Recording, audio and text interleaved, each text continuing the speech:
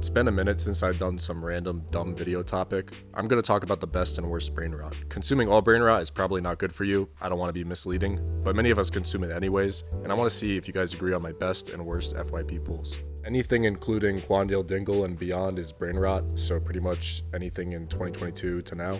So unfortunately for the Redditors, we will not be reliving 2018 for the 7th year in a row. I'm gonna go back and forth between the best and worst ones, and I'll start off with anything revolving around Rizz and Huzz. This is elite and maybe the best one I speak about because it's so versatile. So many things go under the umbrella of Rizz and Huzz memes. Rizz tutorials, maybe you have some social anxiety. Maybe you need to be coached up on shot selection. This one in particular right here is a guide. Talks it up with some lady in the library, they're having a good conversation, and this guy comes over here trying to take a charge. And you let the defense naturally break down and you get your shot. That's good defense, but better offense. Some people will call that poetry in motion.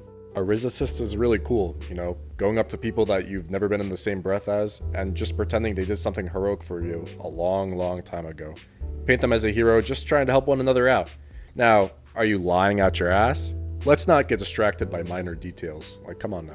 After that, it can get real shaky. An ill-advised shot and people can call harassment and you'll leave people like this. Then, even worse, you can get your ass sent to prison. And then worst of all, maybe, there will be times where you'll be asked to do a favor in public and then you end up being walked towards this girl and some dude, probably with smart glasses, tells the girl, yo, he thinks you're cute. You got the ball with 5 seconds in the shot clock, make some magic happen. Not everyone's a social butterfly. What do you even do in that situation without sounding odd? If you're a normal person, you'd be like, yeah, this dude's lying. But you see the videos, these people start acting super weird or just straight up start freaking out. And best believe if you post your DMs, there's a line of people that are ready to give you full in-depth analysis if you're going for chop shit, fine shit, if this is a layup, a half-court heave, out of your range if you're into that. But overall, pretty good brain nourishment. And that leads me to my next brain rot term, Sigma. Originated from this clip right here. And that led to many activities like mewing, looks maxing, all the things to look your best and be a Sigma. A whole group of people became influencers solely because of this term, presenting the lifestyle of a boss and how you can become Sigma. It's a funny, goofy, unserious thing to say to lighten the mood. Like if someone starts talking about some deep stuff and gets really serious, you could be like, okay, Sigma. Influencers monetized and fooled many people with this idea and lifestyle, like Andrew Tate, Fresh and Fit. Simply brainwashed people by sounding mad in a microphone and saying, buy my course, bro, and all the answers are there. And this leads me to my first trash brain rot.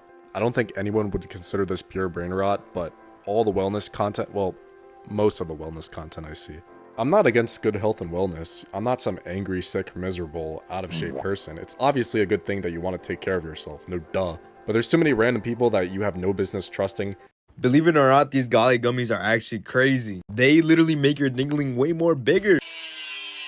Telling me to take ashwagandha, consume apple cider vinegar and chia seeds, and then blaming everything on cortisol and bad gut health. I'm not no doctor, but maybe, just maybe, your magic capsule that I should get on sale on TikTok shop is not going to solve my problem. But hey, maybe I just don't take care of myself well enough. These wellness creators are on a whole nother level. They're not like us. They're moving on a whole different wavelength. If these supplements make you feel better, to each their own, but is it making drastic changes to your mind and body to make those supplements worthy? I would like to think running and working out consistently and eating healthy would be enough, but hey, I'm welcome to being wrong. Alright, real quick, if you guys are enjoying the content, don't forget to subscribe. 90% of people who watch aren't subscribed, and I'm trying to hit 1,000 subs by the end of the year, so if you can help with that, I'd really appreciate it. Don't forget to like, and thanks for tuning in, and back to the video. Another trash brain rot term is the lonely male epidemic. This shit is so ridiculous. Just because you're single and can't attract anybody at the moment doesn't mean we're in an epidemic. It's such a lame thing to say. Just live your life, man. Find a hobby. I'm guessing most people who say this are like the average age of 12 years old. Go have fun. Find a purpose. And those I choose the bear people aren't off the hook either. It's negative 6 out of 10 rage bait. Last time I checked, I haven't seen one get ready with me for a date in the forest yet. But I mean, what else can I add? You're also getting mad at half the earth. Go find a hobby. Shout out to the people like the Chica Dance guy. 5 years going, and to my knowledge, I did not hear him complain once about some lonely epidemic. Moving off loneliness, we talk about gooning. I said this in an older video. Some things about gooning you can just keep to yourself, but that doesn't mean it's hilarious sometimes. I mean, we can't talk about this without talking about Dreamy Bull's 2023 run. That shit was generational.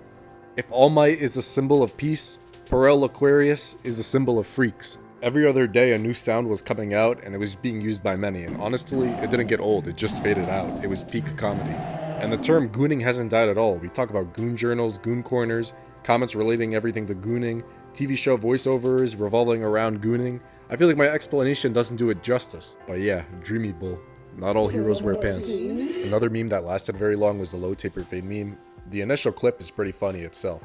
This was some guy singing on his live stream trying to stop himself from crying and saying that. It's such a random thing to say, but I mess with it. The meme itself was just whatever. What made this meme all time funny is it revived Ninja's career, and he was so giddy about how big it was. And he started to drag it a little, but give someone an inch, they ask for a mile. Him getting really defensive about not dragging the meme is hilarious. This shit was not an issue at all, and I don't know, man. Ninja getting mad and getting defensive is so funny. I don't know, there's something about it. Now some more brain rot I really couldn't stand. I didn't really get the pull of the Costco guys. I can't hate too much. They really capitalized on the attention and fame they got, but I don't know, their whole theme song was ridiculous, and the whole meme itself was just pretty dumb. I didn't get the pull, like I said. And then the Rizzler became a part of their crew, who was a 9-year-old boy that just made Sigma faces. It was ridiculous. He wasn't even Big Justice's kid. He was just being taken around everywhere. But I do remember last year I was sitting in the living room with my dad and my brother was like, put on that new Jimmy Fallon, we have to. And I don't really care about comedians like that. I like some Dave Chappelle and Gabriel Iglesias every now and then.